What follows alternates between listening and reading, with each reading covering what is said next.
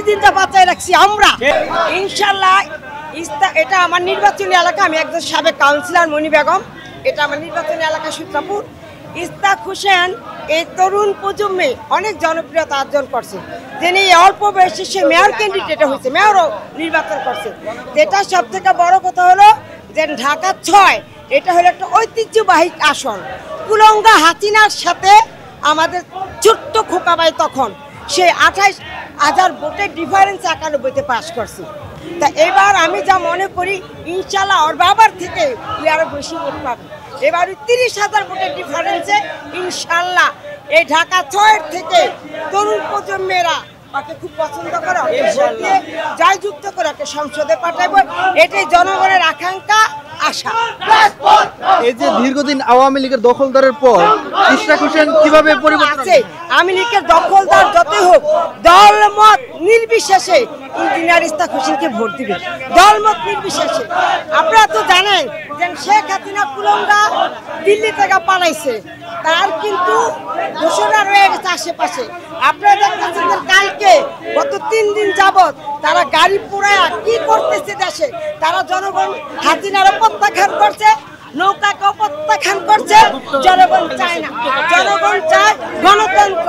16 বছর পরে গণতন্ত্র আসতেছে, মানুষ উৎসব মুখে ভোট দিতে যাবে। মানুষের গণতন্ত্রের বিশ্বাস, গণতন্ত্র ছাড়া দেশ চলে না। গণতন্ত্র যদি 16 বছর কর্মীদের নিয়ে লড়াই করছে, সেই লড়াইতে আমার নেতা তারেক রহমানকে আমি স্যালুট দেই। দেশে 16 বছর পরে গণতন্ত্র বাংলাদেশে ফিরে আনছে, সেই জন্য পুরো দেশবাসীর কাছে আমরা কৃতজ্ঞতা দেন তারেক জিয়ার হাতকে শক্তিশালী করার জন্য।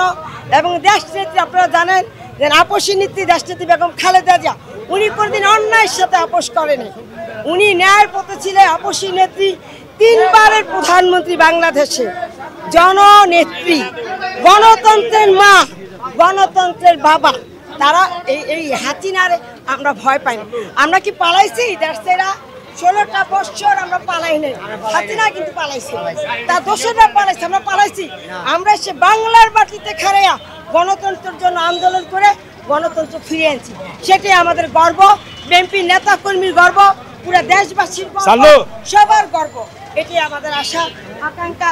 ইনশাল্লাহ আমরা ইউনুসকেও স্বাগত জানাই যে সে এই ভোট 2টা ভোট একসাথে দিছে, ভোট এবং জাতীয় নির্বাচন। ইনশাল্লাহ আমরা তো 3টা ভোট হয়েছে, অনেকে এটা বুঝাইতে হবে যে আমাদের নির্বাচনের 3টা ভোট মানুষে দিছে, একটা মেয়র, একটা কাউন্সিলর, একটা মহিলা কাউন্সিলর। তো 2টা ভোট দিতে সমস্যা কি? দেশের যে অর্থনীতি পঙ্গু, সেখানে যদি আমার দেশে গরিব দেশে 300 কোটি টাকা বাঁচে, সেটা তো একটা ব্রিজ, কালভার্ট, মেল কারখানা দিতে পারবে। সেটার জন্য কেন এই জামাতকে অক্সিজেনটা বাঁচায় রাখছি আমরা বিএনপির অক্সিজেন দিয়ে রাখছি, তার অক্সিজেন সারাক্ষণ আমরা দেখছি। তারা আপনারা দেখছেন 18 সালে তাদের নিবন্ধন বন্ধ, আমাদের নিবন্ধন দিয়া আমাদের মার খাতা পাস করছে এই জামাত। আর তারা আজকে ভূতের মুখে রাম রাম আমাদের হাসি আসে।